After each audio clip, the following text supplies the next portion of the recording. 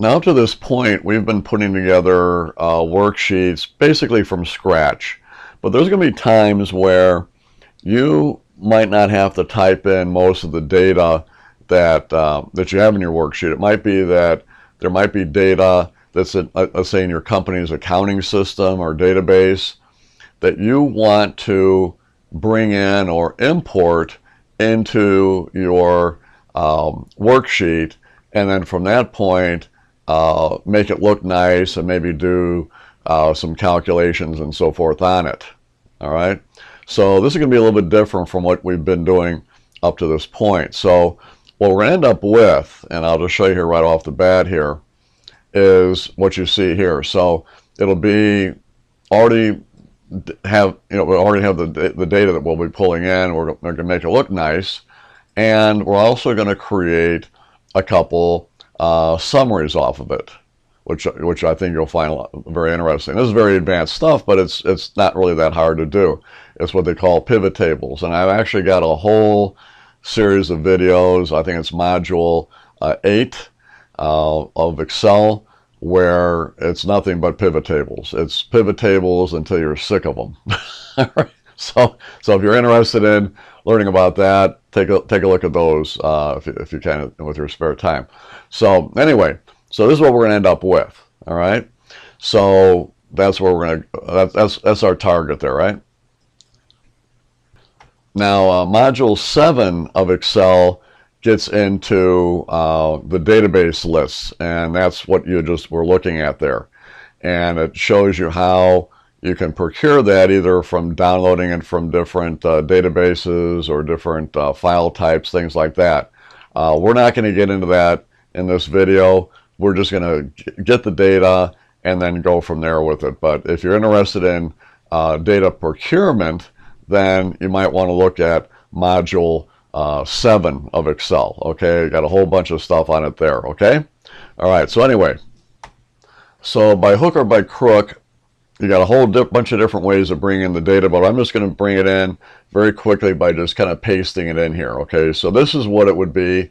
That's what would happen if you had imported it from some system. All right, so you might end up with something like this. And what I made sure of is that at the very top of it, we didn't have the field names, because a lot of times the field names or the headings will not come in with the data. You'll just end up just getting what we call the first record of data here. Okay, so at this point then, what you probably want to do is go to row 1 here, do a right click on it, hit insert, all right, and then that will give us a blank row there that we can then put our labels on. So this first one, it really should be just the what we call it company ID, and I just kind of abbreviate it like that. All right. And then for the second one here, this is just going to be the company. And for the third one there, that's going to be the country that they reside in. And then we got the sales rep. And the last thing would be just there, maybe their YTD sales. We just put YTD dollars, let's say, something like that. All right, so those would be your headings. So the first thing I might want to do, and this is all having to do just with formatting, is I would probably maybe go to that first row.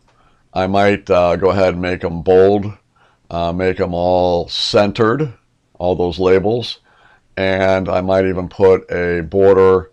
Maybe I'll do the thick bottom border on that. Just kind of go from there. And then what I would do maybe is select everything, and then just do a double click on one of the column borders, and that'll give me the width that I need. Now, you might find yourself saying, well, I'm going to do a little bit more width over here, a little bit more over here, and you might just, stretch out each one of them like that. All right, no big deal. The other thing is we might go over here and select all those, do that whole range there, and maybe do comma formatting or something like that in there. So an easy way, because we might have a lot of rows to go through, what we can do is we can click onto that one, Control Shift on the keyboard, and then the down arrow key, and that gets everything selected. Not that we had a whole huge range there, but it's a quick way of selecting. Then I'm just going to wheel back up again just to kind of get my bearings, and then I'll just do the comma format. I don't really need the decimal, so I'll do the decrease decimal a couple times there, and then double click that, and I think that looks pretty good. Now, I'm just going to show you a couple things that people sometimes do with database lists that we have here like this, right? You can actually click somewhere in the data, all right? You can go over to the data tab, all right? And we can say, okay, I want to sort my data by company, right? So I happen to be in the company column. All you have to do is you go to data, you click on the A to Z, and it sorts it. Does that for you. Pretty cool. And you can see how we've got, multiples on each of these. These are just different transactions and so forth, but it kind of gives you a sense of, okay, I've got a few, a lot of repeats in some of these, so kind of gives you an idea there. You can also say, I want to click over here and click on your Z to A, and you can actually then see your highest year-to-date number versus your lowest year-to-date, right? You can see that all the way at the bottom. So that would be like with your sorting. The other thing you can do is you can actually be somewhere in the data, turn on your filter button up here, and you get these filter pull downs.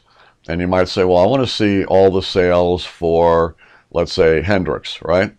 So you click on that little drop down, and it shows you all the items within that particular, what we call field, right? And what I would do is I'd hit select all. I'd scroll down here a little bit. There's Hendrix. I'd click on the Hendrix, hit OK, and now I just see Hendrix's sales.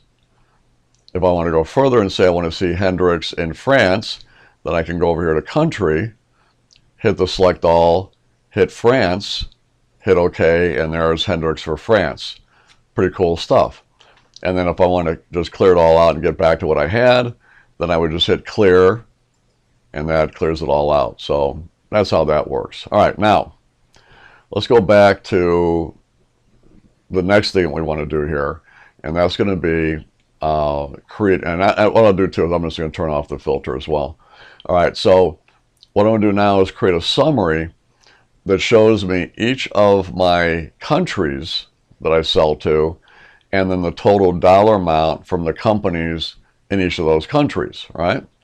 So what we do there is we would create, I mean, if you'd had to do this by hand, you'd have to go here and create a list of all your countries, and then find the countries, like let's say you took Kenya here, you'd find all the Kenyan total, year-to-date numbers there, total them up, and then put that number next to Kenya.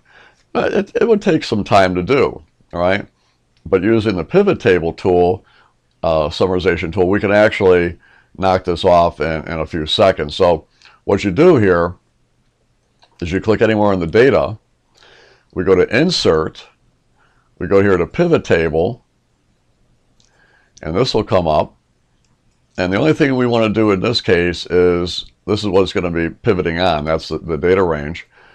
We're going to go to here, existing worksheet for the output, and click on the location and tell it that we want to put it right here at G1. Okay? You do that, hit OK, and there we go. Now what I'm going to do is I'm going to tell it that I want to take country and put that into the rows. So when I do that, there's all my countries, right? And then what I'm going to do is take the year-to-date numbers. That's what I have here. And I'm going to summarize them by putting it into the value, see? And boom, I do that. Then if I just move over here a little bit, you can see it. And there's the total. Not bad. Very cool thing. Now, I'll get back to formatting that in just a second, but I want to do one more of these, another pivot table, and this time I want to do it on showing the sales reps and their year-to-date numbers, see? So what I'll do is I'll click back onto the data, all right, and I'll go back into my insert, I'll do my pivot table, and I'll tell it that I want to put the pivot table in the location. I'll maybe put like right here, okay? Hit OK. There we go. Now I'm going to scroll over so you can see this better here. And now what I'm going to do is I'm going to bring in the sales rep. So there's a sales rep. Drag that into the rows. There they are. And then I'm going to take the year-to-date numbers again and drag that into the values. And there we go. Not bad. And that's it. That's all you got to do for your pivot. And then all you have to do then is make it look nice. So I might go in here, bring that in like that. This looks okay, but what I'll do is I'll click on to the label there. I'll put maybe dollars or something like that. Doesn't matter what you put in there. And then what I'll also do is I will double click the heading here, go down to number format, and tell it I want it to be in numbers, comma separator. You've seen this before, similar to this, right? Hit OK on that a few times, and there I've got that. So that looks pretty good. And then over here, I'll do the same thing. I'll put it here. I'll put, dollars. It's fine. And then what I'll do is double click that heading, go back to number format, number, comma, no decimals, hit OK a few times, and there we go there. And then I can maybe bring this in like that. That looks great. So now what you've done is you've actually created two different summaries of your numbers. So all the data that you've got here, I don't care if you've got tens of rows or you got 1,000,000 rows of data, you can come up with a very powerful summarization of the data. So that would be another reason why people will bring in data like this that isn't necessarily looking like a regular worksheet would, like we've done before. Bring in their what we call records of data and be able then to say, okay, I'll sort it, I'll filter it, or I'll go in here and I'll summarize it using the pivot table tool. And I can also maybe select these columns there, do a double click and see if I can compress it just a little bit there with the column width, but that's it. So it looks pretty good. Hopefully you can maybe see using the program to do this kind of stuff. As I said before, if you're interested in the database type stuff, that's all done in module 7. Okay, all kinds of videos on it. And if you're interested in the pivot tables, that's module 8 of Excel. Okay. All right. So anyway, so I hope you enjoyed the video. I appreciate you watching. Take care.